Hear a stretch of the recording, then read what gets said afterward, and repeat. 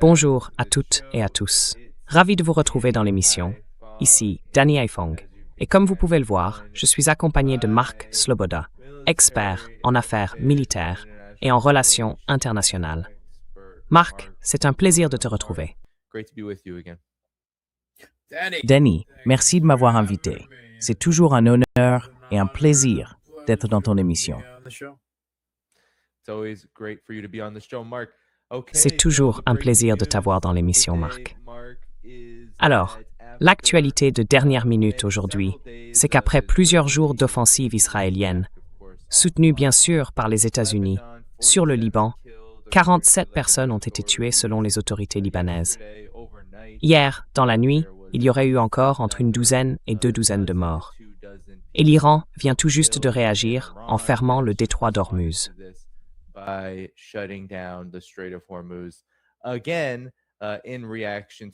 Encore une fois, en réaction à cela, voici l'annonce, la déclaration complète des autorités iraniennes.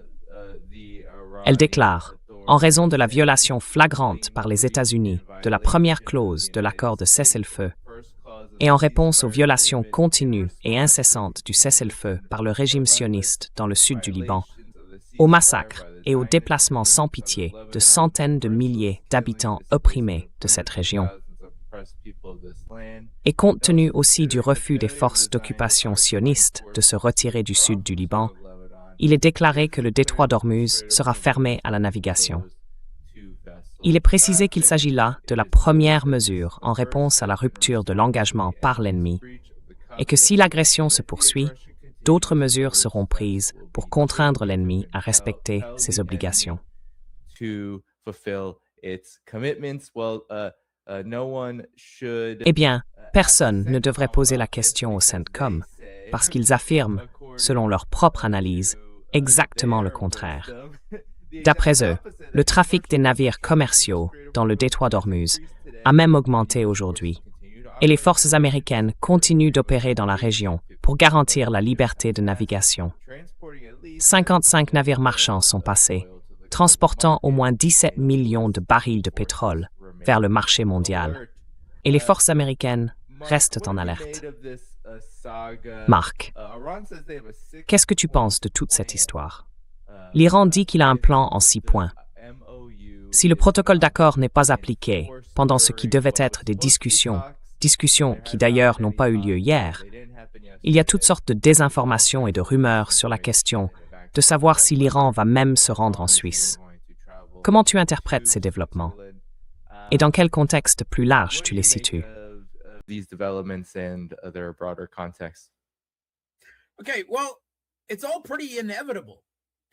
Bon, eh bien, tout ça paraît assez inévitable. En fait, on a presque l'impression que c'est écrit d'avance, non? Alors, on a tous vu le protocole d'accord, ou du moins, je pense que la plupart d'entre nous l'ont vu, non? On sait que la version américaine et la version iranienne avaient quelques différences de formulation subtiles dans 4 des 14 articles. Mais enfin, le premier article était très clair. Il parlait d'une cessation des hostilités qui incluait le Liban. Et soyons honnêtes, les Israéliens disaient ouvertement qu'ils n'allaient pas s'y conformer, qu'ils ne seraient pas liés par cet accord. On a eu Ben Gvir, le ministre israélien de la Sécurité nationale, qui a déclaré sans détour « Tout le Liban doit brûler ». Nous continuerons à démolir toutes les maisons dans le sud du Liban. Franchement, on ne peut pas être plus explicite que ça dans une rhétorique génocidaire. On ne peut pas le nier.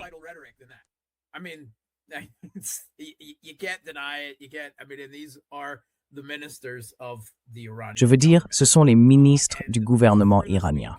Et pendant toute cette semaine, Israël a continué ses frappes aériennes dans le sud du Liban. Ces derniers jours, ils se sont abstenus de frapper à nouveau Beyrouth. Mais ils ont quand même mené des frappes assez intenses en essayant d'élargir leur zone d'occupation et de contrôle dans le sud du pays. Le Hezbollah leur résiste farouchement et leur fait payer le prix, n'est-ce pas? Mais Israël étend lentement le territoire qu'il contrôle.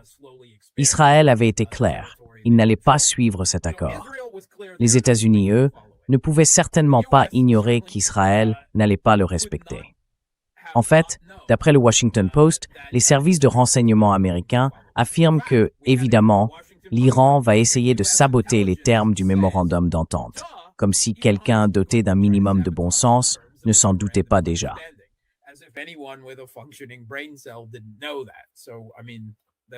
Tu veux dire Israël, c'est bien ça?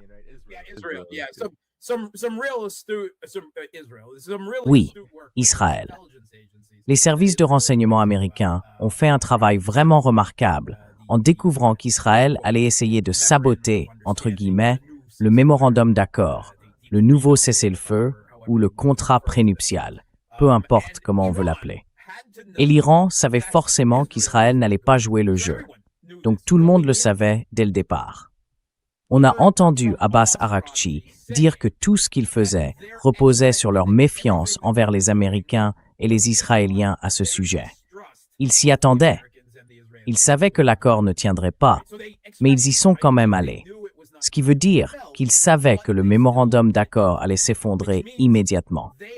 Et c'est bien ce qui est en train de se passer, non?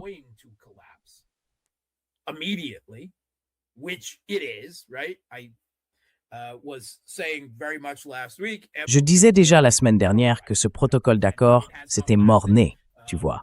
Et effectivement, il n'a pas tenu. Il devait officiellement entrer en vigueur avec une signature formelle à Genève hier, mais ça ne s'est pas fait. Les négociations entre Vance et le représentant iranien devaient commencer. Et bien sûr, rien de tout ça n'a eu lieu. L'Iran a déclaré qu'il n'irait pas, parce qu'évidemment, Israël continuait ses attaques au Liban. Les États-Unis disaient discrètement qu'Israël devait arrêter, mais ils ne faisaient rien pour que ça s'arrête. Et tout le monde savait très bien que les États-Unis n'allaient rien faire pour forcer Israël à arrêter.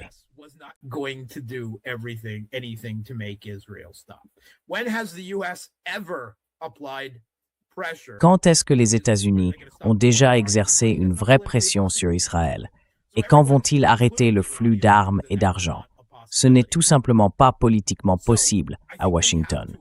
Donc tout le monde, y compris les Iraniens, savait que ce n'était pas une option. Je pense donc qu'il faut partir du principe que tout le monde savait dès le départ que ça allait vraiment. C'est une sorte de manœuvre politique opaque. Oh bon, pas vraiment compréhensible des deux côtés. Maintenant, les Iraniens ont de nouveau annoncé, après seulement quelques jours, que le détroit d'Ormuz allait être fermé à nouveau. On peut sans doute supposer que Donald Trump réagira en rétablissant le blocus tel qu'il était des ports iraniens.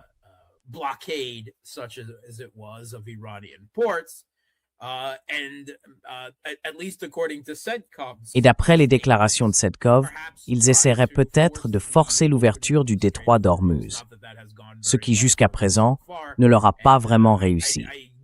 Et encore une fois, je ne m'attends pas à autre chose que quelques escarmouches, parce qu'il est assez évident que la marine américaine n'est pas assez stupide, peu importe ce que Trump peut leur dire de faire, pour se jeter dans le piège mortel que serait le détroit d'Ormuz, avec, disons, leur flottille relativement petite et vulnérable. Ils ne vont pas risquer un porte-avions ou des destroyers importants, des destroyers lance-missiles, en entrant dans ce piège. Donc oui, on peut s'attendre à quelques frappes aériennes supplémentaires, des frappes de drones, ce genre de choses. Mais je ne m'attends pas non plus à une véritable incursion navale d'envergure. Et ça va simplement nous ramener exactement là où on en était.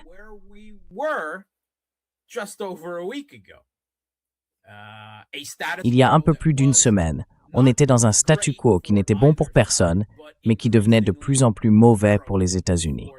Oui, c'est ça. J'en avais parlé, je crois, y compris dans votre émission, comme d'un jeu géoéconomique du poulet. Vous savez, les deux camps fonçant droit vers le précipice, ou l'un vers l'autre, selon la façon dont on voit la partie. Et la question, c'était de savoir qui allait céder le premier. Les États-Unis ont cédé les premiers, mais on dirait qu'ils ont un peu bricolé la manœuvre et qu'ils sont peut-être en train d'y replonger. Trump a quand même obtenu un résultat. Le prix du pétrole a nettement baissé pendant quelques jours, même s'il remonte déjà. et une quantité importante de pétrole a effectivement quitté le hangar, si on peut dire. Du pétrole est sorti du détroit d'Ormuz, et le pétrole iranien, destiné, on peut le supposer, surtout à la Chine, était passé au vent.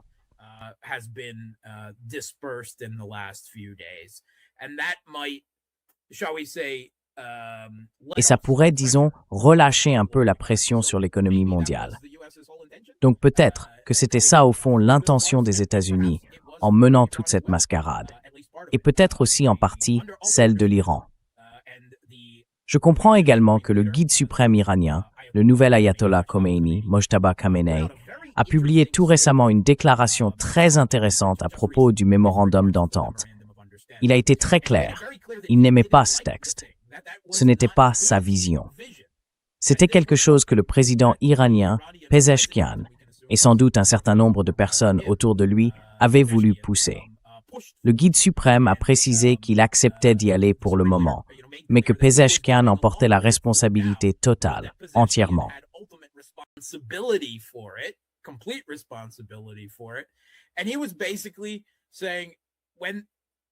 En gros, il disait, si jamais les choses tournent mal, je vais te faire porter le chapeau et ce sera ta responsabilité.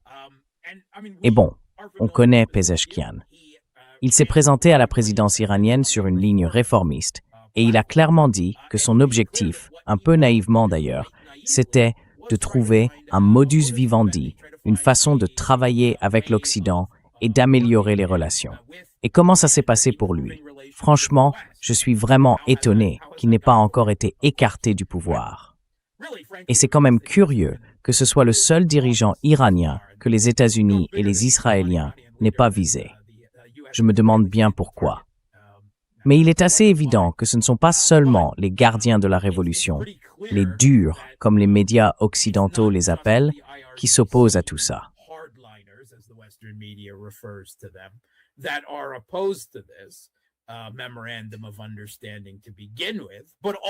Un protocole d'accord, pour commencer, mais aussi le guide suprême, et peut-être même une majorité de l'élite politique et religieuse iranienne s'y oppose.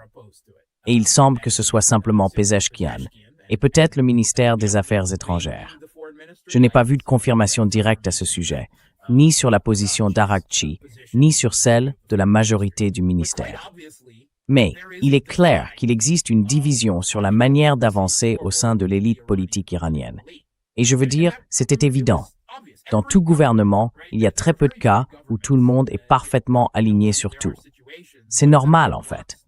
Le rôle d'un gouvernement, c'est justement de gérer les divergences politiques et de parvenir à des résultats acceptables dans le cadre légal de l'État existant.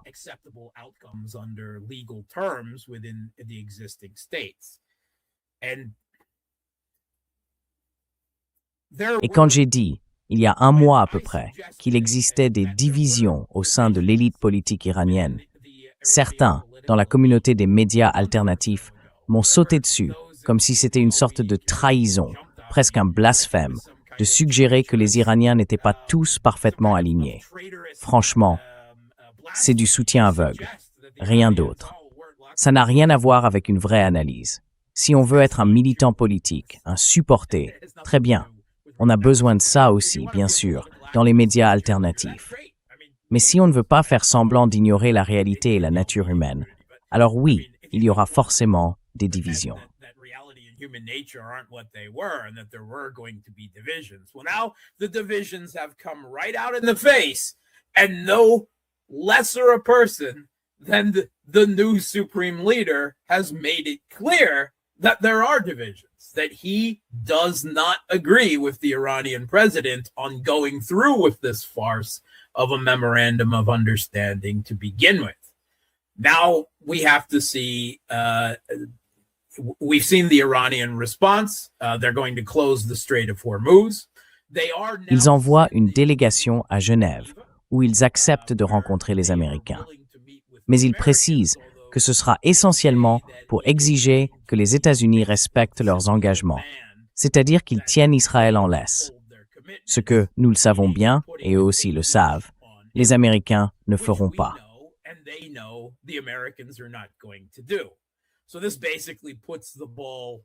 Donc, en gros, ça remet la balle dans le camp de Trump, pour l'instant. Comment va-t-il réagir? Est-ce qu'il va passer à l'action? Est-ce qu'il va rétablir les sanctions, le blocus américain contre l'Iran? Ou bien est-ce qu'il va essayer d'ignorer la situation et faire comme s'il y avait un cessez-le-feu au Liban? Comme il faut le dire, les deux camps l'ont fait ces 2 derniers mois. Et c'était peut-être une partie de la stratégie américaine. Se dire qu'au fond, l'Iran allait simplement continuer à faire semblant qu'il y avait un cessez-le-feu au Liban, alors que ce n'était clairement pas le cas, comme ils l'ont fait ces 2 derniers mois. Eh bien, ça ne les a menés nulle part. Et ils ont vu leurs alliés continuer à être attaqués, affaiblis pendant tout ce temps. Ils ont donc décidé que ce statu quo n'était plus acceptable pour eux.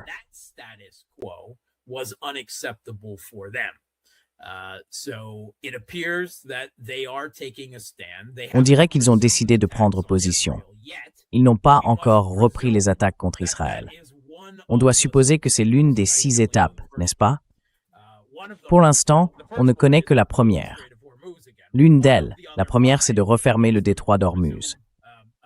Une autre, parmi les 5 restantes, c'est de reprendre les frappes de missiles et de drones contre Israël. Mais on ne sait pas à quel niveau de l'échelle de réescalade ça correspond exactement. Cela dit, avec l'échec presque inévitable et déjà attendu du premier article du mémorandum d'accord, il semble bien que les soi-disant durs, c'est-à-dire le guide suprême et les gardiens de la révolution, au minimum, soient de nouveau aux commandes du gouvernement iranien.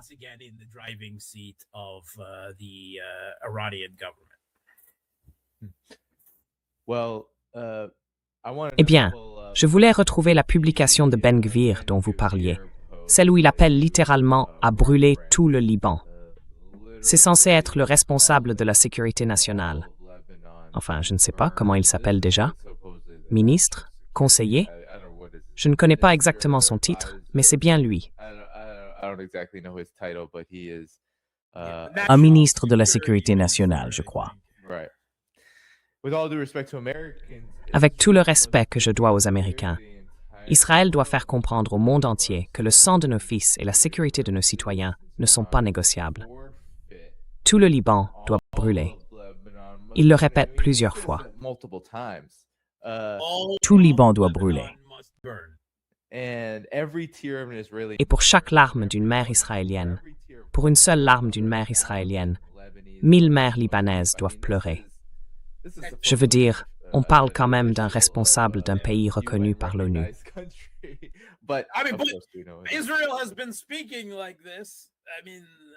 Israël parle comme ça assez ouvertement depuis très longtemps maintenant. En réalité, c'est pas nouveau, mais ça continue d'en choquer certains, d'une manière ou d'une autre. C'est un discours fasciste, génocidaire. Au fond, c'est raciste et c'est expansionniste. On a entendu beaucoup d'autres déclarations de Ben Gvir, de Katz et d'autres qui parlent du grand État sioniste, de ce grand Israël qui devrait s'étendre jusqu'au Liban et à plusieurs autres pays voisins. Donc, ils sont toujours aux commandes. Et malheureusement, même l'opposition politique en Israël ne s'oppose pas à ce conflit, ni à l'occupation, ni au nettoyage ethnique au Liban.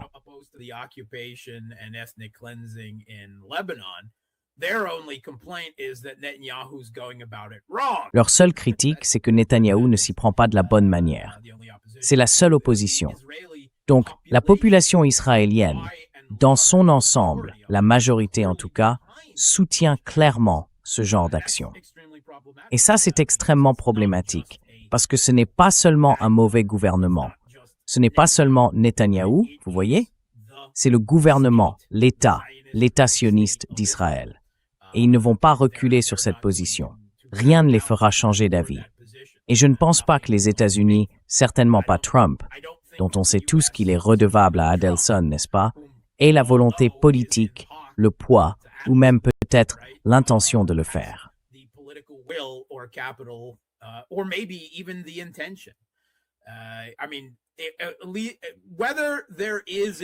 Je veux dire qu'il y ait ou non une rupture entre Trump et Netanyahou, ils peuvent très bien jouer la vieille comédie du gentil flic et du méchant flic. Et au fond, ça ne change pas grand-chose, parce qu'en réalité, les États-Unis et Israël sont tellement liés, sur le plan institutionnel comme politique, que même s'il y avait une petite dispute passagère entre Trump et Netanyahou, ça ne ferait aucune différence.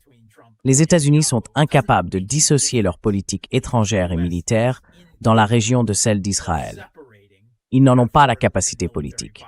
Ils n'ont jamais montré qu'ils savaient le faire. Du coup, il ne reste que 3 scénarios. Soit on revient à un bras de fer géoéconomique, soit à une guerre ouverte, soit à une 3e option, où l'Iran encaisse le coup et fait semblant qu'il y a un cessez-le-feu au Liban alors qu'il n'y en a pas. Et c'est clairement pas la direction que semble prendre.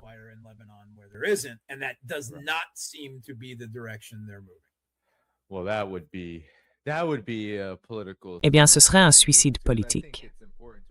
Parce que je pense qu'il faut reconnaître que ce n'est pas seulement le guide suprême, ni certains courants de la direction, qui pourraient être en désaccord avec le protocole d'accord dans son ensemble.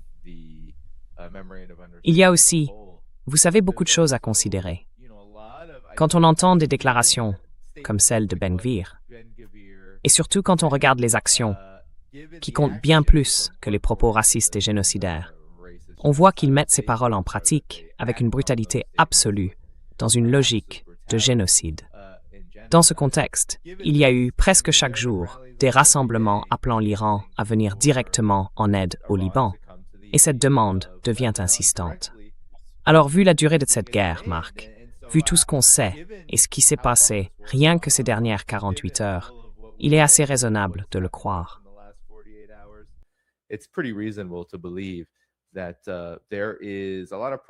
Il y a beaucoup de pression sur le gouvernement iranien pour qu'il tienne ses promesses, parce qu'au fond, c'est à peu près tout ce que l'Iran peut vraiment contrôler en ce moment. Tout ce que les États-Unis concèdent, c'est lié à leurs propres limites. Mais Israël, je l'ai dit hier, ne semble pas se soucier des marchés pétroliers, ni de la relation avec les États-Unis, du moins pas au point d'en être inquiet. Donc, compte tenu de cette réalité, le comportement d'Israël ne changera évidemment qu'en réponse à des actions concrètes. Je comprends donc pourquoi certains exigent cela.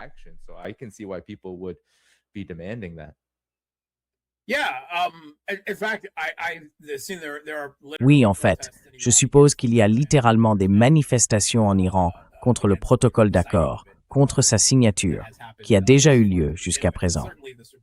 Et bien sûr, les déclarations du guide suprême ne vont faire qu'encourager ce sentiment dans le pays.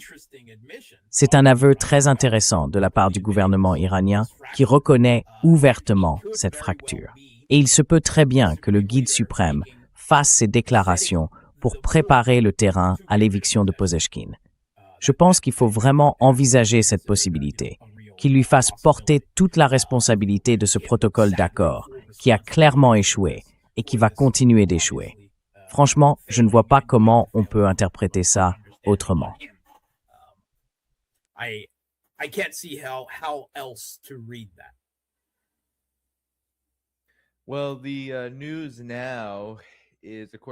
Eh bien, d'après Dropsite News, on vient d'annoncer pour la 7e fois un soi-disant cessez-le-feu. Apparemment, ça se passe en ce moment même, Marc, pendant qu'on parle. Mais le vrai problème, c'est que malgré toutes ces annonces de cessez-le-feu, Israël reste dans le sud du Liban et continue de s'affronter avec le Hezbollah, parce que le Hezbollah essaie activement de les repousser. Et ensuite, on voit toujours la même chose se répéter. Des frappes aériennes. En général, elles ont lieu la nuit, et il y en aura encore ce soir.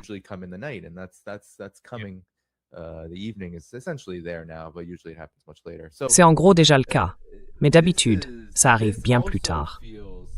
Donc là, on a un peu l'impression d'une sorte de danse politique étrange entre les régimes israéliens et américains. Les États-Unis voient ce que fait, ce que dit et ce qu'exige l'Iran, puis ils vont voir Israël, ou du moins c'est comme ça que le grand public le perçoit, et ils disent « Bon, arrêtez de faire ça maintenant ». Israël répond « D'accord, on va tirer un peu moins fort ». Ils ont même dit quelque chose, je vais essayer de le retrouver, où ils expliquent qu'un cessez-le-feu, ce n'est pas vraiment, ça fait un peu penser à Donald Trump, il n'y a pas si longtemps. Oui, il avait dit une cessation complète du feu. c'est juste un peu moins de feu.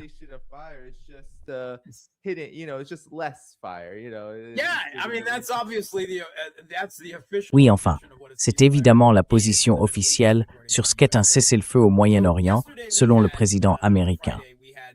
Donc hier, enfin vendredi, un responsable américain anonyme a parlé aux médias américains pour annoncer un cessez-le-feu entre Israël et le Hezbollah. Je crois que même pas 5 minutes avant l'heure prévue de ce cessez-le-feu, l'Iran avait déjà repris les frappes aériennes. Même pas 5 minutes. Et l'armée israélienne, la soi-disant force de défense israélienne, a clairement déclaré qu'elle n'avait reçu aucun ordre. Au contraire, qu'il n'y avait pas de cessez-le-feu. Voilà. Donc, un cessez-le-feu, ça ne veut pas dire qu'on cesse le feu, si ça veut juste dire qu'on n'intensifie pas les attaques. Bon, on ne frappe pas Beyrouth aujourd'hui.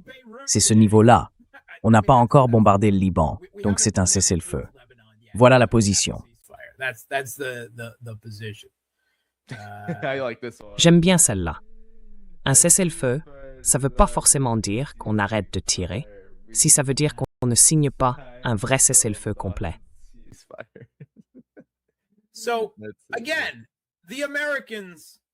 Encore une fois, les Américains savaient que ce serait la position israélienne. Donc, leurs protestations me paraissent... Enfin, disons que ça semble un peu forcé. On a vu il y a quelques jours une déclaration de J.D. Vance qui, elle, paraissait peut-être sincère. Il disait en gros qu'Israël, c'est un pays d'environ 9 millions d'habitants, une petite population, et qu'ils ne peuvent pas résoudre tous leurs problèmes de politique étrangère par la force. Cela dit, je suis sûr qu'il y a pas mal de ministres israéliens dans le gouvernement actuel qui ne seraient pas d'accord avec cette idée. Mais j'ai vraiment du mal à croire qu'il y ait la moindre sincérité de la part de Trump sur ce sujet. Lui, bien sûr, continue de qualifier le Hezbollah de groupe terroriste.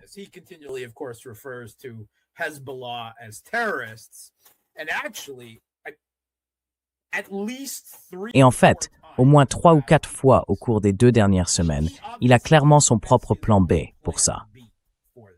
Ce qu'il essaie, ou qu'il a presque certainement essayé, de faire comprendre aux Israéliens, c'est qu'ils devraient se retirer du Liban et laisser Al-Qaïda s'en occuper. Parce qu'à plusieurs reprises, il a fait des remarques directes disant qu'il voulait que la Syrie s'en charge, c'est-à-dire Al-Julani, Al-Shara, n'est-ce pas? Le chef d'Al-Qaïda Tahrir al-Sham, qui contrôle aujourd'hui la Syrie, ou l'État islamique, là où la Syrie existait autrefois.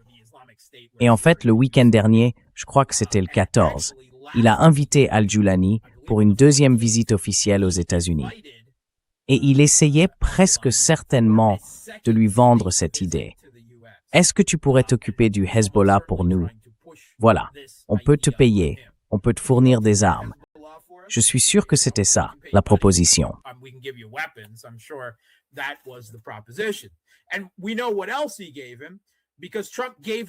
Et on sait aussi ce qu'il lui a offert, parce que Trump lui a envoyé un flacon de recharge de son propre parfum, la marque Trump, qu'il lui avait déjà offert auparavant. Apparemment, Al-Julani l'a complimenté en disant quelque chose comme « Quel chef d'Al-Qaïda a jamais senti aussi bon? Ça me fait sentir comme de l'or, ou au moins comme une peinture dorée. » Et donc Trump, enfin ça paraît complètement surréaliste. On dirait, je sais pas, un sketch de Mel Brooks ou quelque chose du genre. Mais c'est vrai, Trump lui a vraiment envoyé publiquement une recharge de son parfum. Et c'est ça, son plan. Il a même dit qu'il pensait que la Syrie, c'est-à-dire Al-Qaïda dans ce cas précis, pourrait mieux s'occuper du Hezbollah que les Israéliens. Et ce serait parfait, parce que les États-Unis pourraient dire « Eh bien, ce n'est pas Israël qui attaque, ça n'a rien à voir avec nous. »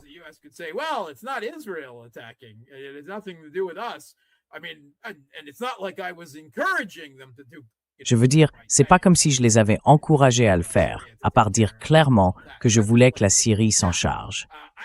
Donc voilà son plan B. Maintenant, je ne pense pas qu'il y ait, pour l'instant, le moindre signe qu'Al-Julani ou ses maîtres turcs soient intéressés par cette proposition. En tout cas, je n'ai vu aucun mouvement de troupes, ni rien de ce genre. Le contrôle du régime d'Al-Julani sur la Syrie est loin d'être total, et il reste très fragile. Certaines de ses troupes ont encore commis des atrocités contre les Alaouites dans la région de Damas, rien que la semaine dernière. Il y a aussi des affrontements réguliers avec les Kurdes, ceux que Trump a abandonnés dans l'est du pays. Donc je ne pense pas qu'Al-Joulani ait vraiment envie en ce moment de diriger ses forces vers le Liban pour affronter le Hezbollah.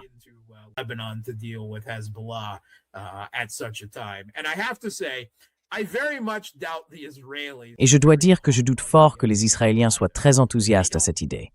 Ils ne le sont pas, non, certainement pas. Je veux dire, évidemment, Al-Joulani n'a rien fait contre Israël. D'ailleurs, quand est-ce qu'Al-Qaïda a déjà attaqué Israël? Mais ça ne veut pas dire que les Israéliens font confiance aux djihadistes pour autant. Et pour être tout à fait franc, ils ne croient pas non plus que le Liban fasse partie du grand Israël. Ils ne veulent pas le voir tomber entre les mains d'Al-Qaïda, même si Al-Qaïda pouvait s'occuper du Hezbollah. Donc je ne pense pas que ce plan de Trump soit vraiment viable. Mais bon sang, il continue à le défendre. J'ai perdu le compte du nombre de fois où il en a déjà parlé publiquement. On dirait que ça fait au moins partie des options qu'il envisage en ce moment.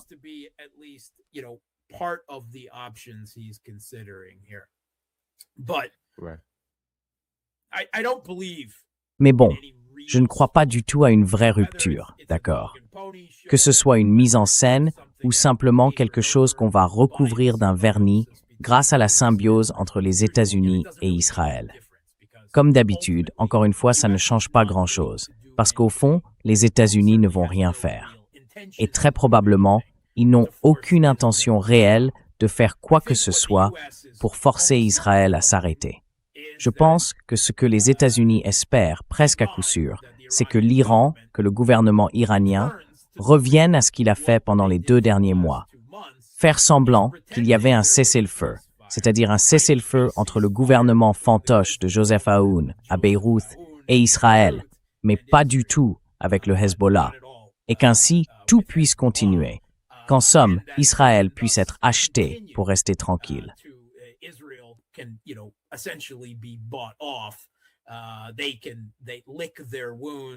Ils peuvent panser leurs plaies. Les États-Unis peuvent panser leurs plaies et revenir affronter l'Iran un autre jour. Pendant ce temps, Israël peut continuer à démanteler le Hezbollah dans le sud du Liban. C'est ce qui semble être le plan américain. Mais il semblerait qu'au moins pour le moment, les Iraniens disent que ça n'arrivera pas, que ce n'est pas le plan.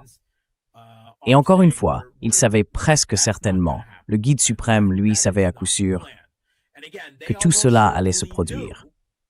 Est-ce que Pozeshkin garde encore des illusions naïves en pensant qu'autre chose est possible? Je n'en sais rien. Mais là encore, le guide suprême semble clairement l'abandonner avec tout ça.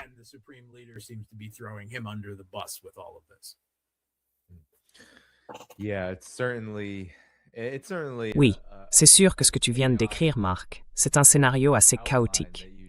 Parce qu'il y a un autre gros sujet aussi. Je veux dire, un ministre du Likoud a déclaré il y a seulement quelques jours qu'une guerre avec la Syrie finirait par arriver, elle aussi. Et là, on parle de la Syrie du Jolani. Donc je pense que ton point sur le Liban, comme faisant partie du Grand Israël, explique pourquoi la Syrie ne pourrait jamais, même si c'était Al-Qaïda.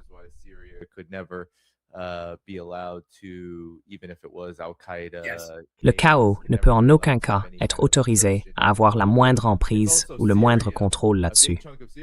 C'est aussi la Syrie. Une grande partie de la Syrie est considérée comme faisant partie du Grand Israël. Donc toute forme de renforcement de Jolani et d'Al-Qaïda sur cette base-là est totalement exclue, surtout si Israël veut que Jolani reste coopératif. Donner à Jolani, disons, la moindre tentative de pouvoir, ou quel que soit son projet. Je ne sais même pas comment l'appeler. On pourrait dire le régime de Jolani, ou ce groupe affilié à Al-Qaïda, eux et Al-Qaïda elle-même. Oui, je pense que c'est une idée complètement folle de Trump. Oui, c'est dingue. Peut-être un cinglé à la CIA qui les a convaincus que ça pouvait marcher. Hey, ces types l'ont déjà fait ailleurs. Tu te souviens, à l'époque où on soutenait les Moudjahidines en Afghanistan? Mais ce qui est fou aussi, c'est que bien sûr le Hezbollah se prépare à un long combat. Enfin, je veux dire, je ne sais même pas si... Écoutez, Jolani et ses hommes, eux commettent des crimes horribles contre l'humanité, là en Syrie même. Bien sûr, tout le monde. Les manifestations s'aggravent et on dirait qu'il y a de plus en plus d'affrontements à l'intérieur de la Syrie. Le Hezbollah est une force très organisée et clairement très importante, surtout après leur retour surprise au combat en mars dernier. Je ne sais pas s'ils ont vraiment la trempe nécessaire.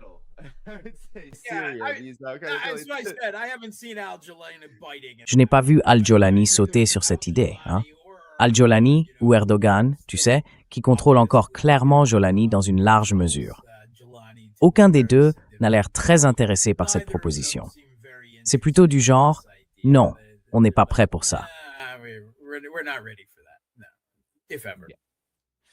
Non, si jamais. Oui, d'accord. Bon, Marc, tu sais, peut-être qu'on peut aussi parler maintenant, dans les 20 dernières minutes qu'il nous restent, de ce qui se passe dans le conflit en Ukraine. J'aimerais avoir ton avis là-dessus. Les grands médias occidentaux sont complètement surexcités à propos des attaques contre la raffinerie de pétrole de Moscou. Ils répètent sans arrêt que la guerre revient à la maison, que la guerre de la Russie contre l'Ukraine se rapproche du territoire russe. Ils le répètent encore et encore. C'est arrivé il y a quelques jours. Je n'ai pas les images sous les yeux, je vais essayer d'en trouver. Mais on voit toutes sortes d'images de fumée noire qui envahit le ciel.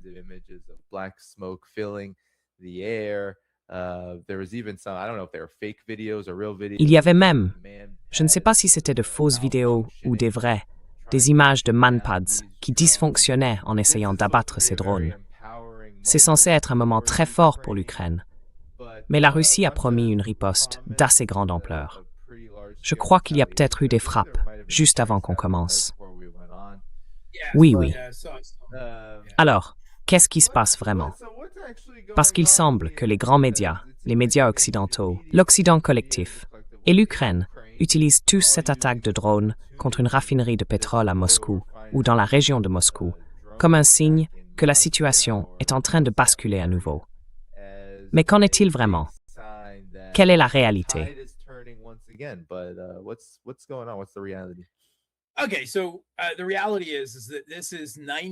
Bon, soyons clairs. En réalité, c'est à 90% un coup de com' psychologique, façon Hollywood, non? Ça n'a aucun effet stratégique, économique ou significatif sur l'économie russe, sur l'opération militaire spéciale, ni sur quoi que ce soit d'autre. Tout le monde semble oublier que plus tôt cette semaine, il y a eu une frappe russe de longue portée massive sur Kiev. Des drones, des missiles, qui ont causé bien plus de dégâts. Oui, bien plus de dégâts que cette mise en scène. Et moi, je suis à Moscou. Et en plus, je suis dans le sud de Moscou. Et cette raffinerie de pétrole se trouve à la périphérie de Moscou, juste au sud-est, donc vraiment en face de moi. Et vous savez, il y a toutes sortes de reportages dans les grands médias occidentaux, soi-disant qu'il y a du pétrole noir, un pétrole cancérigène, qui couvre le ciel et qui tombe sur tous les habitants de Moscou qui se cacheraient chez eux. Et moi je me dis, tout ça s'est vraiment passé. Et franchement, j'en avais même pas entendu parler avant de le voir sur Telegram. Alors je suis sorti dehors et Je vois rien. Alors, d'abord, Moscou, c'est une très grande ville. Elle est très étendue. Et cette attaque, en réalité, était beaucoup plus localisée que ce qu'on veut bien dire.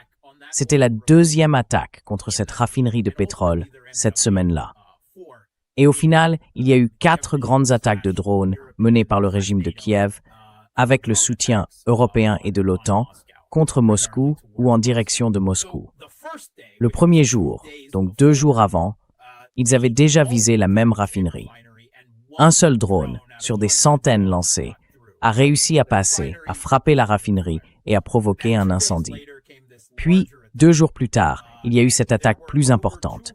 Plus de 200 drones, sur un total de 550 lancés ce soir-là, ont été dirigés vers Moscou.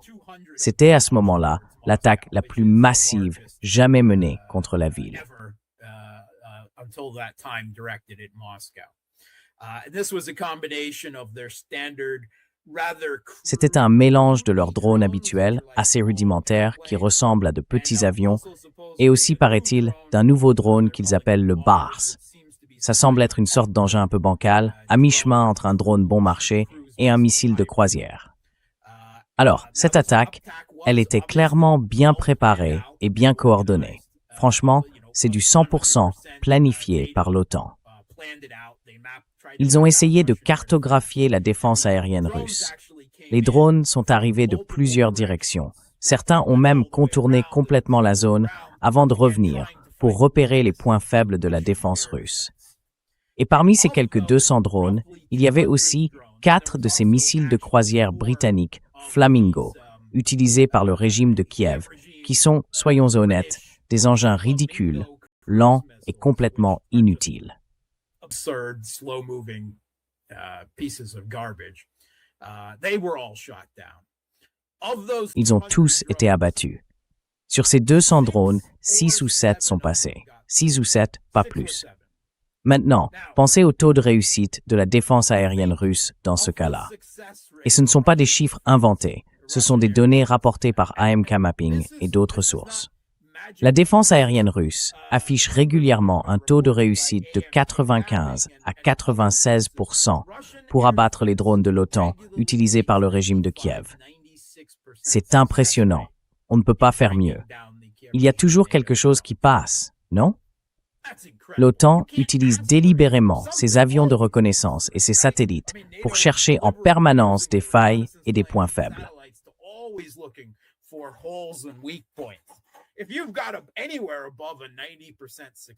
Si vous avez un taux de réussite supérieur à 90%, c'est incroyable. Et pour être tout à fait honnête, même si beaucoup de gens voient ces grandes colonnes de fumée impressionnantes qui font la une des médias, si vous avez, disons, 96, enfin tout ce qui est au-dessus de 90%, c'est un niveau héroïque de défense aérienne et de guerre électronique, non? Aucun autre pays n'arrive à ce niveau. Regardez les missiles iraniens qui traversent les défenses aériennes américaines et israéliennes en Israël et dans les États du Golfe, comme dans du beurre. Donc moi, j'en tire la conclusion exactement inverse. La défense aérienne russe est incroyable et elle continue de fonctionner à ce niveau-là.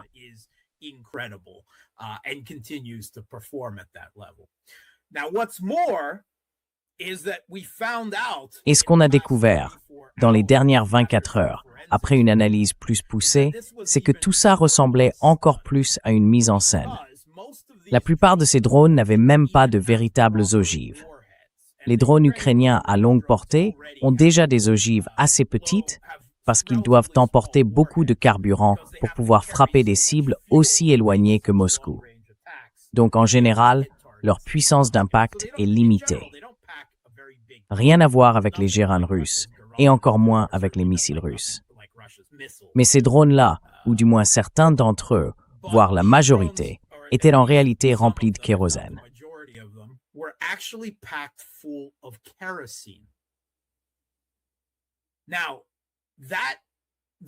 Alors, toute cette mise en scène est avant tout visuelle. L'idée, c'est de provoquer une grosse explosion de feu, rapide, avec une colonne de fumée impressionnante. Mais en réalité, ça veut aussi dire qu'il y a très peu de dégâts réels, n'est-ce pas? Et en plus, les cibles, encore une fois, c'était des réservoirs de stockage, comme ce qui s'est passé près de Saint-Pétersbourg.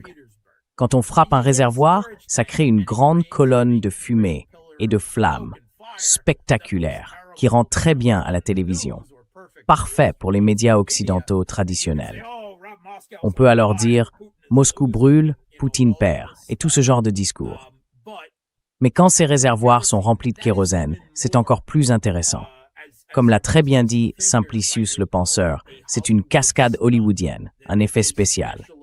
Donc, à 90%, tout ça, c'est psychologique. Au final, ils ont touché quelques réservoirs de stockage et la façade d'un immeuble résidentiel, un immeuble d'habitation.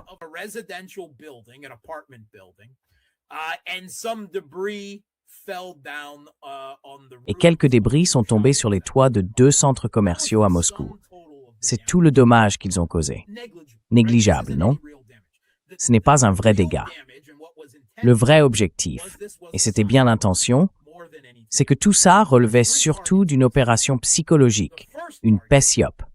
Et cette PSYOP visait 3 cibles. La première, c'est l'élite politique et médiatique occidentale, qui se réunissait justement à ce moment-là pour le G7 et la dernière rencontre de Rammstein. Là où on promettait à Zelensky de l'argent, des drones et tout un tas d'équipements militaires. En gros, tout ça a été minuté pour coïncider avec ces réunions, pour maintenir le flux d'armes et de financement. D'ailleurs, un responsable ukrainien a même déclaré très clairement quelque chose du genre. Nous espérons que nos partenaires occidentaux ont vu ce que nous avons fait et qu'ils voient que nous avons suivi ce qu'ils attendaient de nous.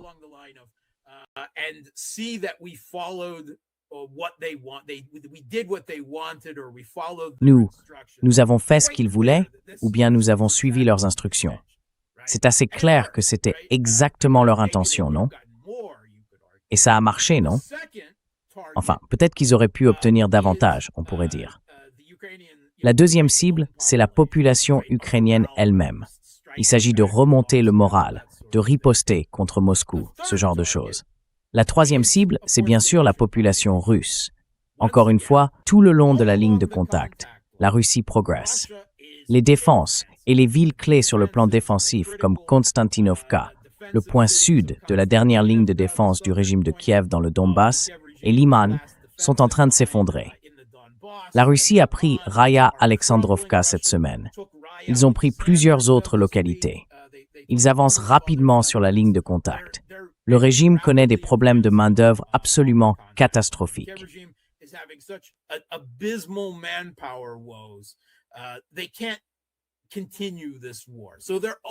Ils ne peuvent pas continuer cette guerre. Donc leur seul espoir, c'est le psychologique. Oui, c'est ça. En fait, ça a été la même chose depuis le tout début de ce conflit. Terroriser le peuple russe pour qu'il cesse de soutenir l'opération militaire spéciale et le gouvernement, c'est-à-dire pour l'Occident, Poutine en personne. C'était tout l'objectif de la guerre économique existentielle menée par l'Occident avec les sanctions. Réduire le rouble en poussière, faire s'effondrer l'économie russe, plonger le peuple dans la misère et le pousser à se retourner contre son gouvernement. Eh bien, ça n'a pas marché, et on l'a vu encore et encore.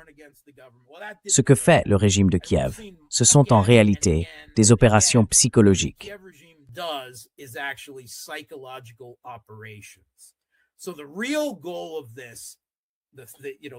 Le véritable objectif de cette troisième cible de l'opération psychologique, c'est de semer la panique au sein de la population russe. Et c'est aussi efficace que toutes les tentatives précédentes. C'est-à-dire que les Russes réagissent en disant au gouvernement « Frappez-les plus fort, allons-y, frappons plus fort ». Il n'y a aucune panique parmi la population russe. En réalité, je pense qu'il y a bien plus de panique et d'indignation à cause de ces grandes colonnes de fumée à Moscou, de cette attaque psychologique chez beaucoup de commentateurs et de sympathisants bien intentionnés dans les médias alternatifs.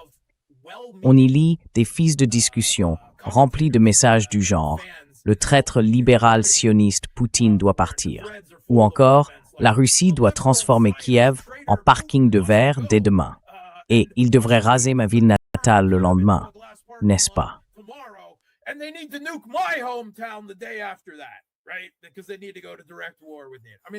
Parce qu'ils veulent aller vers une guerre directe avec ça. Franchement, c'est n'importe quoi. C'est de la panique. Et je vais vous le dire à tous, je suis connu pour être cynique, pour être désabusé, pour critiquer l'armée russe quand elle fait n'importe quoi, d'accord? Vous savez, comme je l'ai fait au début, quand j'ai dit clairement que la Russie n'avait pas assez de troupes au moment où elle est entrée dans l'opération militaire spéciale et tout le reste. Eh bien là, je vous le dis, ne paniquez pas. Il n'y a vraiment rien d'alarmant. Ignorez ce spectacle de drones qu'on nous sert et la façon dont les médias occidentaux le présentent. Les frappes russes à longue portée chaque nuit causent des dégâts bien plus importants au régime de Kiev. It's just not rubbed in your face on social On n'en media. parle pas sur les réseaux sociaux, tout simplement parce que le régime de Kiev, vous savez, emprisonne ceux qui publient des vidéos, et ainsi de suite. Mais au-delà de tout ça, ce qui est encore bien plus important que la guerre des drones des deux côtés, les frappes à longue portée ou les missiles, c'est ce qui se passe le long de la ligne de contact. Et tout continue de se dérouler selon le schéma d'usure, le cadre mathématique prévu. La Russie use peu à peu le régime de Kiev et l'OTAN, et tout leur vacarme pour dire le contraire ne change rien. Ça ne modifie pas la réalité sur la ligne de contact. Alors ne vous laissez pas tromper par cette opération psychologique, parce qu'au fond, c'est bien de ça qu'il s'agissait. La vraie leçon à tirer de cette attaque, c'est que la défense aérienne russe est impressionnante et qu'elle tient bon.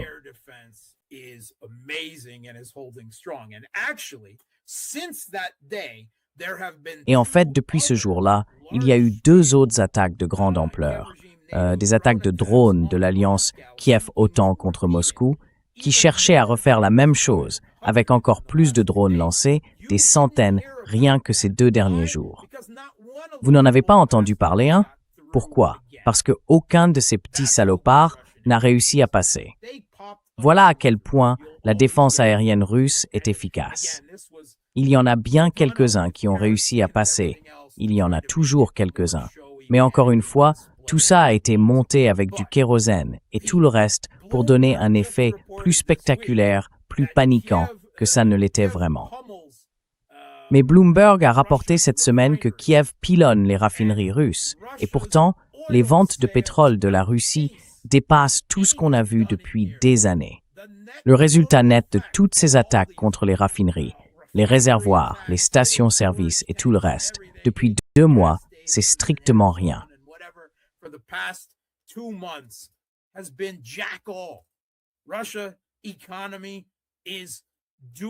L'économie russe se porte même mieux, évidemment, surtout à cause de la crise énergétique, vous savez, avec la guerre contre l'Iran. Mais l'économie russe, elle va très bien, non? Et dans les ventes d'énergie, le pétrole raffiné et tout le reste. Mais vous savez, plus largement, l'économie dans son ensemble se porte bien. La saison touristique en Crimée va en prendre un coup cette année, mais bon, ça reste dans la marge des coûts acceptables.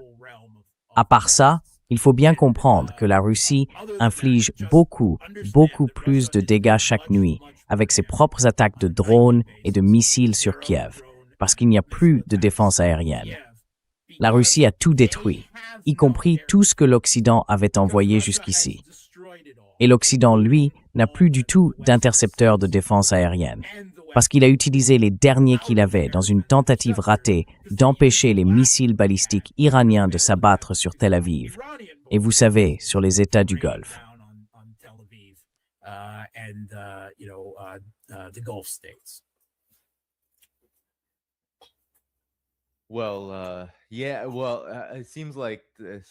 Eh bien, oui, on dirait que surtout pour les États-Unis, enfin, on peut dire l'OTAN, mais en réalité, c'est surtout les États-Unis.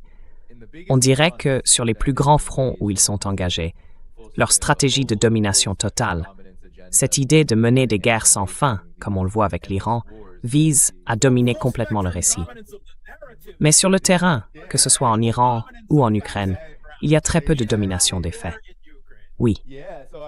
Ça ressemble plutôt à un scénario hollywoodien qu'on met en avant. Et tu sais, avec l'Ukraine, tout ce que tu as décrit correspond parfaitement à ça. Et puis je remarque aussi beaucoup d'aventurisme, même du côté des médias alternatifs.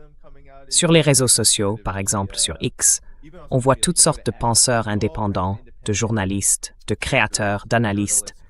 Et cet aventurisme du genre, bon, eh bien la Russie, l'Iran, ils n'ont qu'à tout balayer, tout finir à 150% tout de suite.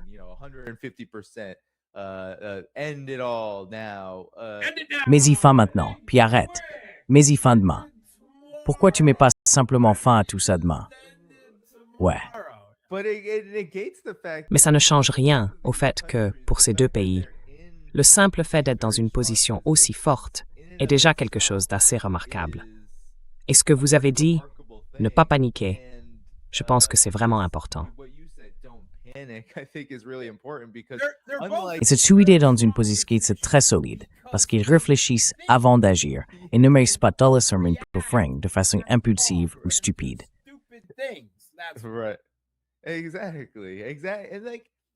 Oui, voilà, exactement. Donc, pas de panique. La Russie, l'Iran, ils ne pensent évidemment pas seulement à aujourd'hui, ni à la prochaine minute.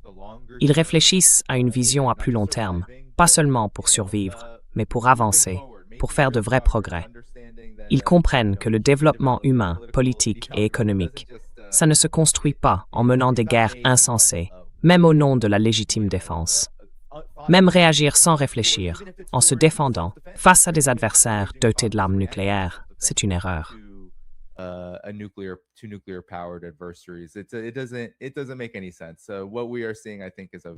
Ça n'a aucun sens. Donc ce qu'on voit, je pense, c'est une approche très réfléchie, très calculée, pour avancer, même si, comme tu l'as dit tout à l'heure, ça inclut aussi le côté iranien. En Russie, par exemple, ce ne sont pas des gouvernements où tout le monde pense pareil. Tout le monde n'est pas du même avis dans ces gouvernements. Oui, il faut de la délibération, il faut du débat peut-être. Et au fond, c'est plutôt sain. Mais tu sais, Marc, dans les 2 dernières minutes qui nous restent, est-ce que tu as un dernier mot sur les développements actuels?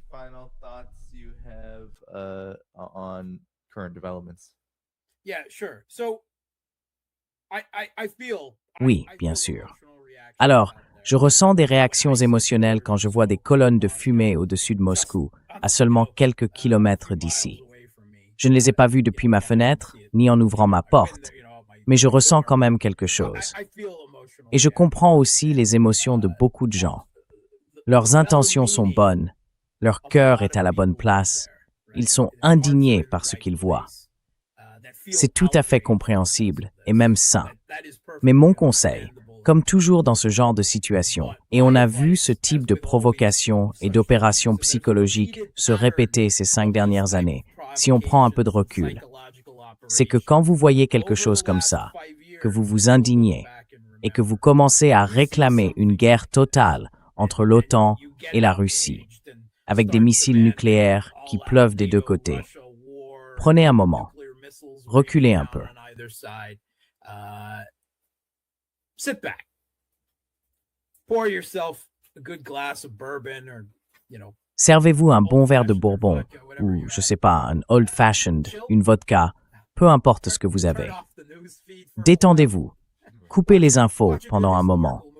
Regardez un bon film historique ou de la science-fiction. Enfin bref, ce que vous aimez. Et revenez-y dans 2 semaines pour voir si tout ça n'est pas déjà retombé. Parce que je pense que vous le verrez encore et encore dans ce conflit, c'est souvent ce qui se passe. Et c'est pareil pour le conflit au Moyen-Orient. Ils sont maîtres, ou du moins, ils se croient maîtres, du récit et de la guerre psychologique. Ils pensent qu'ils peuvent façonner la réalité simplement en la proclamant assez fort, en inondant les réseaux sociaux de leur délire complètement fou et mégalo, et en répétant, vous savez, que l'empereur est habillé. Mais il ne l'est pas. Ne paniquez pas, ne tombez pas dans le piège. Et encore une fois, revenez-y dans 2 semaines et voyons où on en est. Again, come back to it in 2 weeks and see where we are.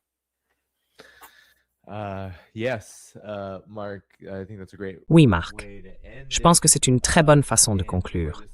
Et pour ce membre, depuis 5 mois, tout ce qu'on veut, c'est que l'Iran, comme tous les autres pays, soit laissé tranquille. Oui.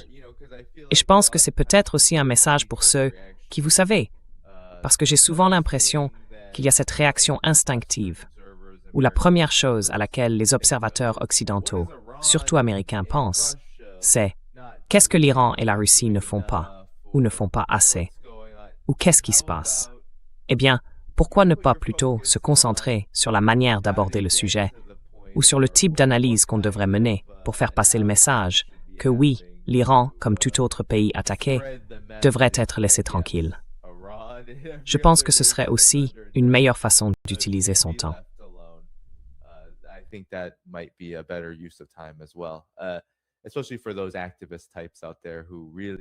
Surtout pour ceux qui sont un peu du genre militant. Vous savez, ceux qui viennent souvent de ces milieux-là. Donc oui, ça peut être un bon endroit sur lequel se concentrer aussi. Alors, Marc, je veux m'assurer que tout le monde sache que ton compte Boosty est dans la description de la vidéo pour que les gens puissent soutenir ton travail là-bas.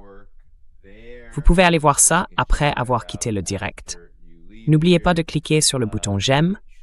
Ça aidera l'émission à gagner en visibilité une fois qu'on aura terminé ici. Tous les liens pour soutenir cette chaîne sont aussi dans la description, juste en dessous. Demain, je devrais être de retour à la même heure, 13h, heure de la côte Est, dimanche 21 juin. Je vous dirai avec qui je vais discuter. Mais d'ici là, prenez soin de vous. Marc et moi, on s'en va ensemble. À bientôt. Take care. Mark and I are heading out together. Bye-bye.